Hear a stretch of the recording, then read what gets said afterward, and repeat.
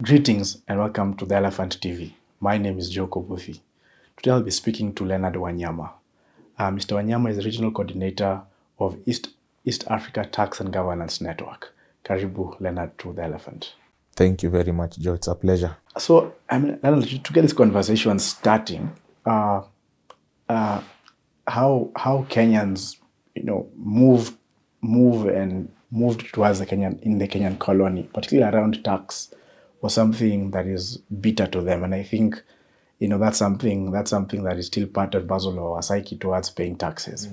Because looking at 1915, there was the Native Ordinance Act which passed. Under that, there was the Kipande tax and the breast tax.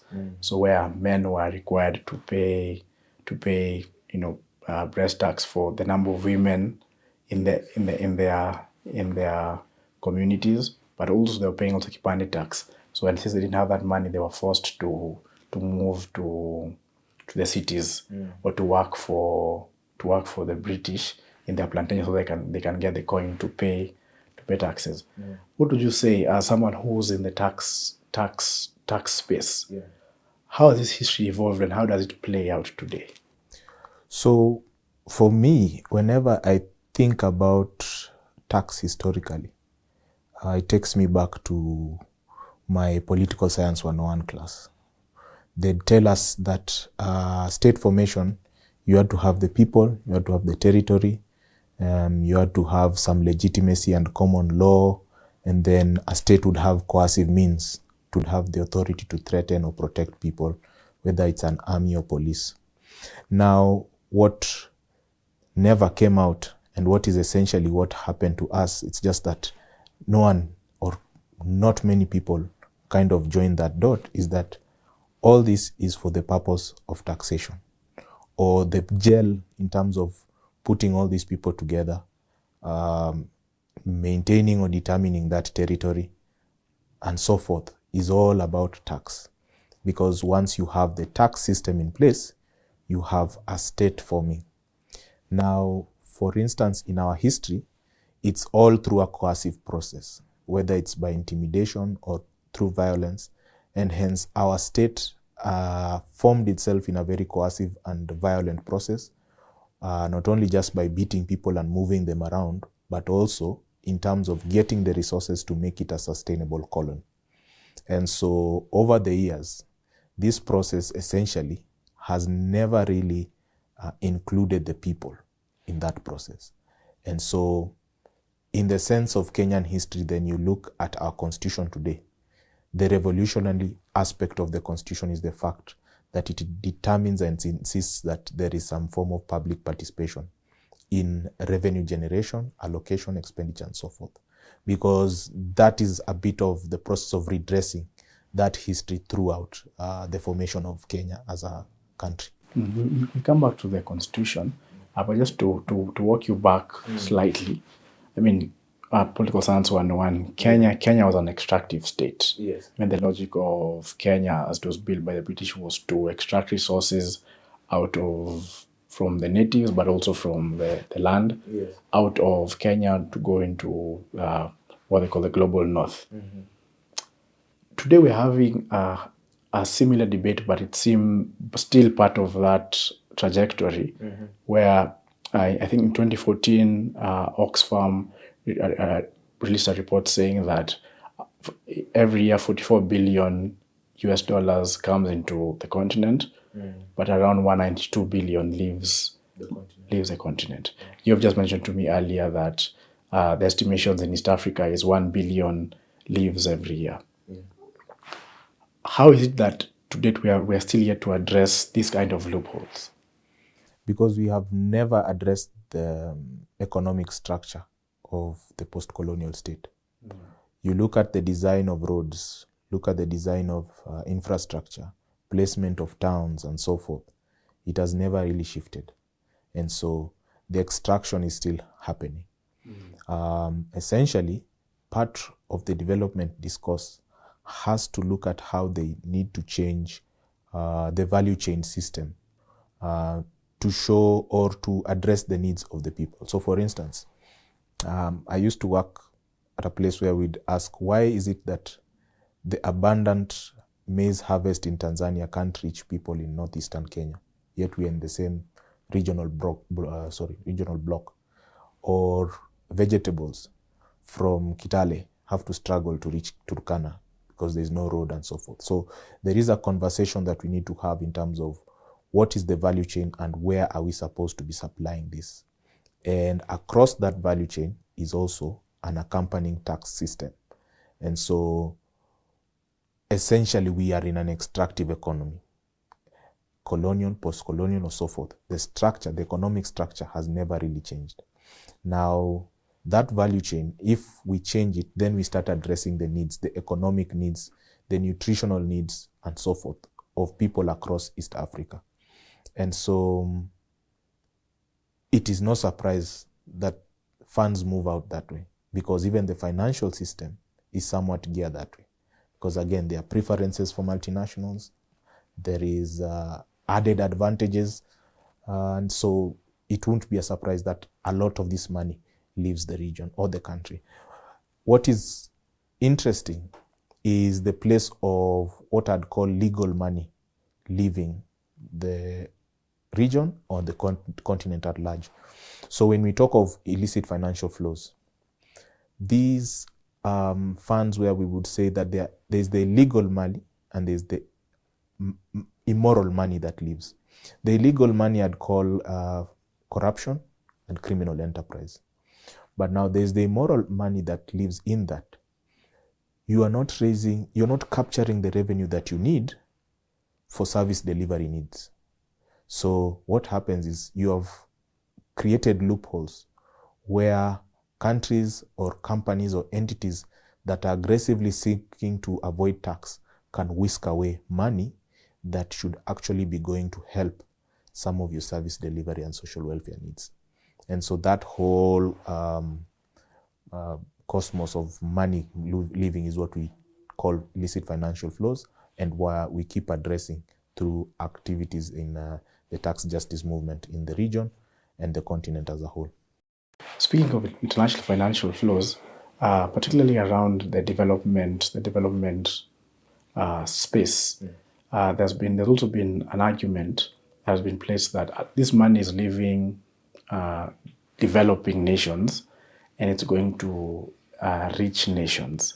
Yes. Yet these rich nations are the ones still giving these developing nations aid from one form or the other. Yeah. And yet increasingly people are saying, but it's your banks that are taking part in this. It's your lawyers. The recent Pandora Papers are shown, the UK, London as a hub for dark money. Yes. How do you explain this contradiction, and how do you begin to resolve this kind of in a sense convoluted logic whereby it's really taking from Peter and paying Paul? It's a sleight of hand. That's the best way I can describe it. It's essentially a sleight of hand, because you come into a space, take the advantages, whisk the money away, and come back again with demands when you're giving them aid or support of any kind, that again make things very, very hard for them to deal with what are their needs and their national interests. It's a carryover of the colonial state. It's a carryover of neocolonialism and neoliberalism, all intertwined in one hand. But it is a clear sleight of hand, in my opinion, because why would you then be ranking corruption without thinking of the banks that are involved? Because if you look at the corruption index, for instance, a good chunk of the countries that show up as the best countries that have no corruption are actually residences for the dark money and the illicit financial flows. So you can clearly see the contradiction there. So essentially playing around with the definition of corruption in that sense. So it's a clear sleight of hand. And so we have to engage and struggle to make the point about the impact of this structure and the fact that it affects people down to the village level in our countries, because we are living some form of contradiction and not keeping up to the so-called standards that we profess in terms of democracy and freedom. And then what would you say? What would you say the last couple of say months? How, for instance, the UK has been one could argue aggressive around addressing this issue. What would you say has led to that? Was it the Pandora Papers? What would you say has led to that? Essentially, if you look at it, there's definitely a self-interest in terms of bringing up new standards and putting them in place. With the war in Ukraine and Russia, the oligarch money is definitely a vulnerability in their economic system. And so for them, as a security measure, they have to then work faster in that regard. But at the point when everything was good and they were all making money out of it, they hadn't seen this vulnerability. And so it's a self-preservation thing. Now, how is it we cannot think of ourselves in this discussion from a self-preservation point of view? Because if 20 million lives, and yet if you took 20 million in a ward from where I come from, in Bungoma, it would make a world of change there for schools, hospitals, roads, electricity, and so forth. So we have to take up arms intellectually in pushing back in terms of how money is leaving our countries, because that is essentially how the feet of clay of the Kenyan state keeps getting built and destroyed, then countries collapse and so forth. Especially now with the economic situation, I think a lot of countries are feeling the pressure and the risk of possible revolutions. If you take the example of Sri Lanka, for instance. Speaking of the economic situation that we are in, we're also in an election season, and in about two and a half weeks, yes. 2.5 weeks, Kenya's going to the poll, and part of the narrative around these elections has been around the economy, and particularly around the Deputy President William Ruto has really pushed the economy argument, and talking about bottom up and etc.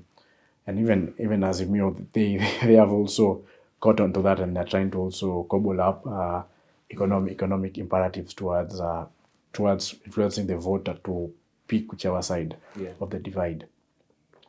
In your view, as a tax justice expert, do you feel as if either or both manifestos have addressed the issue of really changing the nature of our economic structure?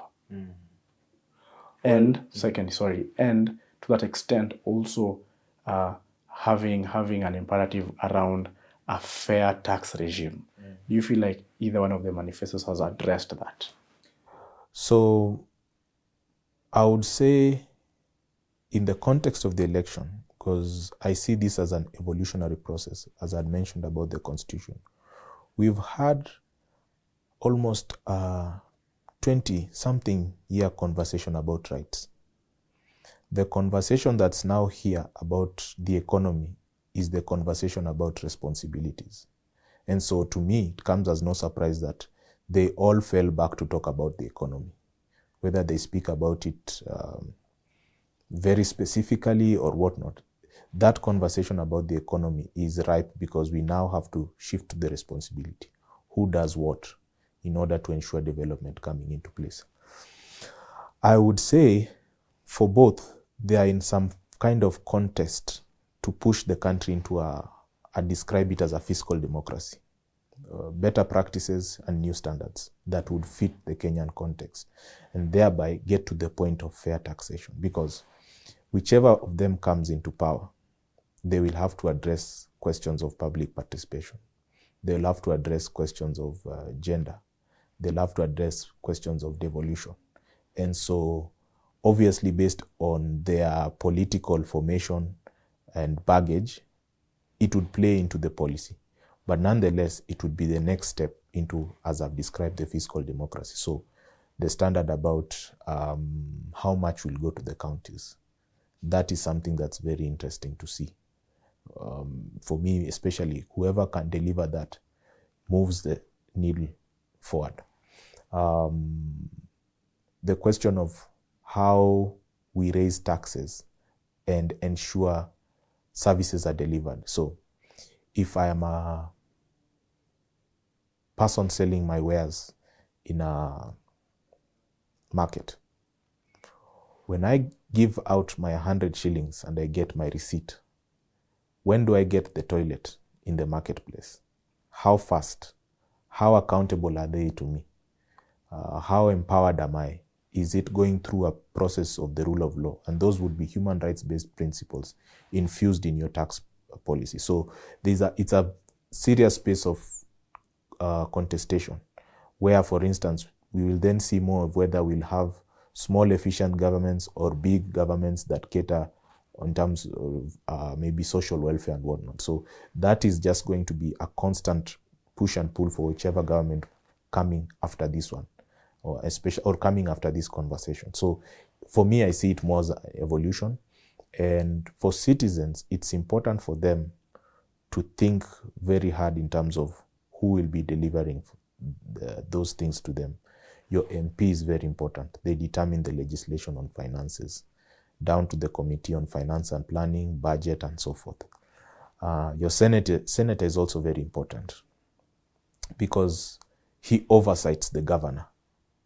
And then after you have those two, you have then, I'd call now the governors, somebody of those two, the third most important person. He's an implementer. Then the presidency, another implementer. So an implementer who can actually just deliver our aspirations and ideals in line with how we are thinking about the monies that are going to the counties or the constituencies and so forth, succeeds and wins. But also the legislator who can actually prioritize and debate and develop the law that brings that efficiency and democracy, because there's a need to open up that space. It's a niche space. It's really captured. My colleagues had to fight to even determine that you have to have a space in public policy and through public participation, through the courts of law. So that is the tug of war that is going into the responsibility. It's actually now phase 2 of having a free society. And so that's how I'm really looking at it in terms of this side. Nice.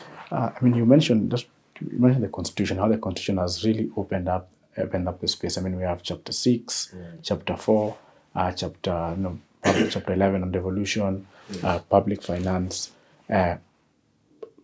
So, and you're talking about all this in the context of fiscal democracy. But what's the tension between fiscal democracy when we're still not having a conversation around the economic structure of our society? What do I mean by this? I mean that a lot of our goods and services and products that are produced were still, to quote Nkrumah, were still influenced by colonial policy. So how do we navigate that? Where now we're seeing increasingly more Kenyans want to be part of this economy, but then part of it's still to a certain extent rigged, because as our economic structure is still very colonial and extractive. Yes. Therefore, it'll still marginalize the majority. How do we balance that? The fiscal democracy you're talking about vis-a-vis an economic structure that we're not yet still restructuring to fit our reality. How do we balance that? So when I said that, I spoke and I mentioned the question of new standards. Right. That is exactly the pin to prick the balloon or the bubble to determine and demand new standards for us. Essentially presenting the fact that we've been doing this extractive economy for so long. The standard now is no longer the global north. The standard is us. There's no point to that if I have no toilets in my market, I have no roads in my community, I have no hospitals and so forth. It might be a carryover to some of the development work that has been going around or has been happening, but now it's demanding a standard for us, where we are prioritizing ourselves. And through that process, we are demanding this on a basis of dignity and human rights. So for instance, there are global standards in terms of setting up the system, but those standards never speak to us. And so we have to push ourselves into that conversation. So those best practices and whatnot, if they don't work for us, then we must demand the new standards that fit into our context. And I see this as a daily political and policy contest. We have to win those arguments. We have to put out the data. We have to go into those spaces and demand and say, look, this is not working for us, and if it is to work, it has to think of things this way, because this is the context we live in. These are the communities we serve. These are the areas that need development and so forth. Essentially, that way we would then be addressing the inequalities, because the system as it is perpetuates the inequality. So every inequality you can imagine, to my mind, is essentially based on that system. What happens is that, look, we've had a situation where these things are actually exacerbating this situation. How can we rejig it to our purpose? And that is the daily fight you have to have. And that's the conversation, for instance, in terms of structural transformation. That's how then you determine questions of geographical problems. You have a county A and B that are different. Why should people move from one county to go to the other for a hospital? All the way in terms of even thinking about gender, right? Because in the context of where this economic system comes from, there's a way they think about how you tax a man and a woman. But not for us. Maybe for us, we are looking at it differently. You have seen the conversation that has come up about taxes that are gender specific, right? So that is now new standards that have to be set. They might mirror what is already going on in the conversations in the world, but then we are going to put in our specifics, the ones that relate to us. In the previous election, you had the question, or even this one, there's been a question about policy around single mothers. Already you can clearly see there is a direction, a contextualization of whether it is a problem or a situation that we feel we need to address. And if tax can do it, then we need to rejig the policy to that effect. So that's essentially on a case-by-case basis, depending whether it's health, society, judicial access, and so forth. Lastly, Leonard, as we conclude, to an extent, I mean, policy conversations unfortunately leave out the majority of the people towards issues of their own governance, and taxation is really part of the livelihood conversation that is shaping up, not just in these elections, but perhaps for the next decade. Where, I mean, the central question in Kenya's public sphere for the next couple of years will be the livelihood question, and creating governance systems to uphold and to make sure that ordinary Kenyans and Kenyans of all walks of life, that the material conditions are good and sustainable. How do we start having these conversations such that we move them from a particular kind of policy wonkish kind of conversation? We start having them, they become mainstream to our public sphere. So how do we do that, Leonard? So at the East Africa Tax and Governance Network, we are essentially set up to champion tax justice for sustainable development. Even in that, I don't know how I would explain it to the Mama Mboga or people in terms of how really it touches on where the shoe pinches. Now, what we realized is that coming from a history where there have been lots of conversations about rights, then we have to go back and base popular conversation on human rights conversations. And so, for instance, we did a study that kind of just put the 5 pillars of human rights-based advocacy tax conversation. If you can get people to participate in a tax process, that's number 1. If you can get them to ask their leadership to be accountable, that's number 2. If you can get them to demand the fact that things are not, there's no discrimination in terms of that, That's number 3 of issues that they understand. Number 4, that a tax or a policy conversation or even those should kind of push them towards empowerment. Are they moving from a good place to a better place? And then lastly, the question of legitimacy through the rule of law. They have to ask, was just asking if the process was legal. And to give you an example, Okiya Mtata has a very big fan base across the common mwananchi, because he always asks a simple question: was any law that he's contesting on the basis of the constitution? Very simple. For them, they understand there's a constitution, there might be other supporting legislation, but if your action or decision is breaking the constitution, they will not agree with it. And so they like the way he does it. He just asks a very simple question, and he asks them on very simple matters. He'll ask on something like VAT. They hear about VAT and they feel VAT. So that is the space we need to move people. And that can only be done by somewhat backtracking and bringing back strong civic education activity.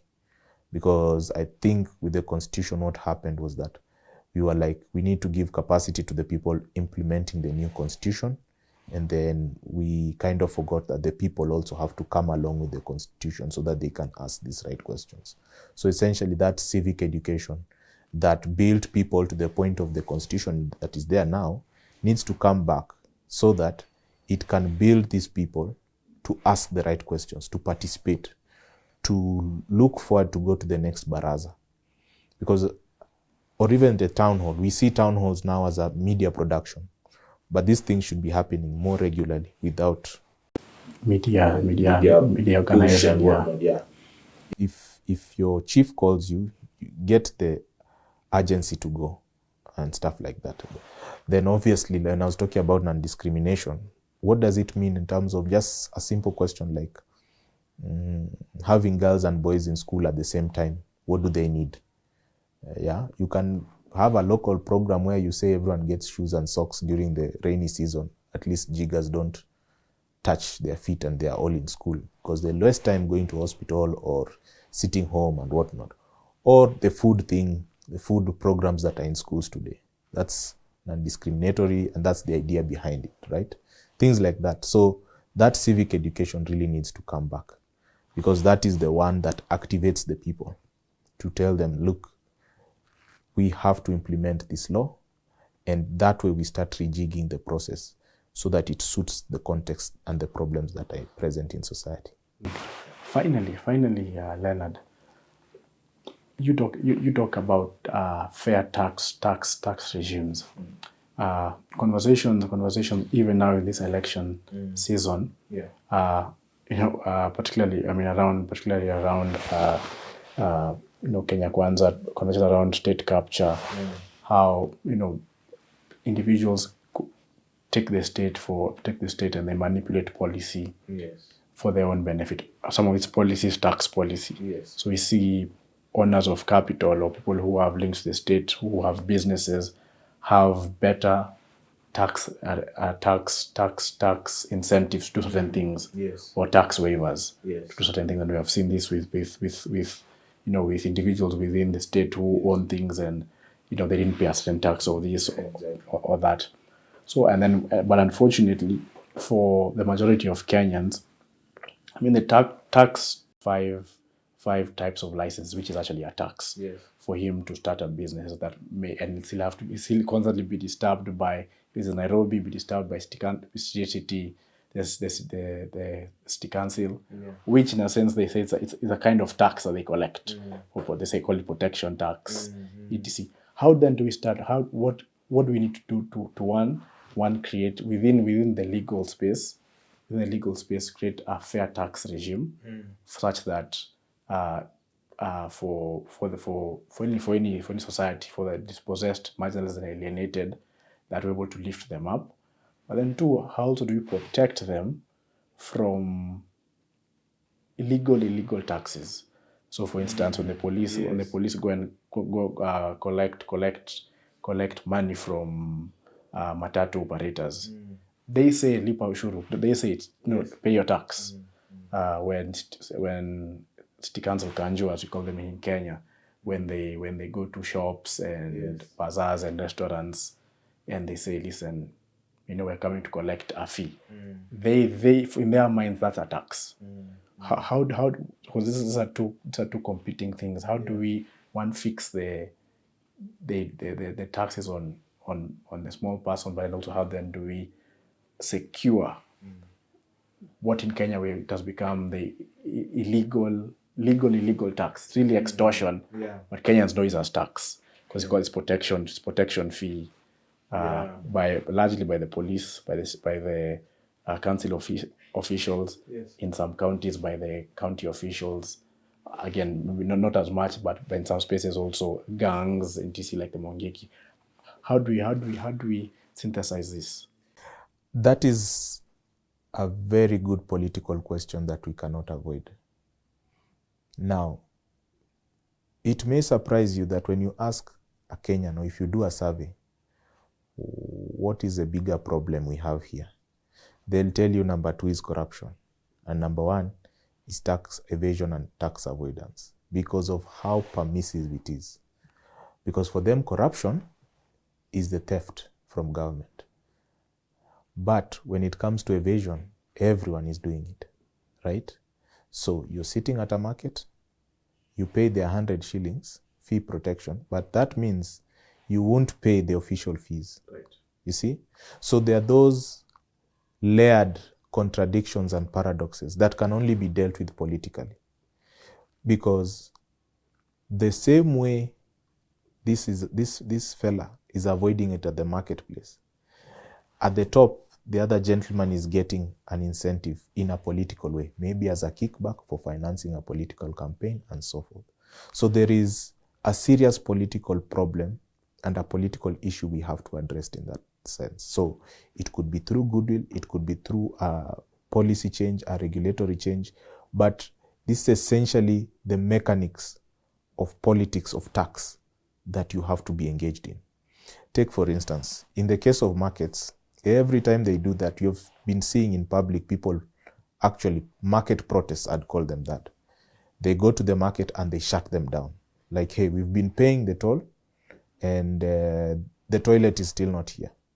The sinks and whatnot for hygiene that you promised, and so we are shutting the market down. So you can see they take a very political approach to that issue, and they get it addressed. And so that is activated citizens taking the problem in their hands and looking for a solution.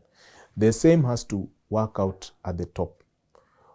One thing we have been doing with colleagues in civil society, Oko Uchumi and others, is watching out for the finance bill. Making presentations in terms of which tax incentives need to go, which taxes need to stay at which level, and so forth. Competing similar to the private sector, who also makes submissions there. And then the committee can make the decision or the recommendation that would be taken forward for approval. Now, what I learned from this is that, for instance, when we attended one session, I think that was in 2021, and we had finished our presentation and so forth. One of the MPs had taken a break, and when we met in the corridors, he said, "Thank you very much for showing up and at least putting in a civil society submission. I'd been listening to private sector the whole day, and I've listened to government ministries, departmental agencies, because they also negotiate for the tax incentives that they need. And there was no single presentation that spoke up for Mwananchi. We now have something to make decisions on the basis of Mwananchi, which for him politically is in his interest as a representative. But also that being there and speaking to that and having it in black ink that there was this presentation gives you a basis to engage and make the change necessary and the considerations that you need for the society and Mwananchi and so forth. So I would encourage anyone, legal or not, who can always look out for some of those small newspaper calls for public participation to make an effort. Just go in and put in the submission. You learn on the way, you learn the templates, you learn protocols, because sometimes you can be dismissed not attending that because you're not wearing a tie.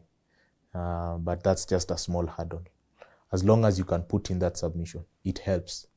And for instance, some of these VAT laws, they could have gone much higher if not for that kind of civil society participation. And another thing is public interest litigation, as I had mentioned on Tata. TGNA had a case also in terms of double taxation agreements. I think Wanjiru Kikonyo also had a case about telling us about the SGR contracts. You can see. And what we discovered, for instance, with the DTA case, is that once that case stopped that process, now a lot of the double taxation agreements are being put forward for public participation.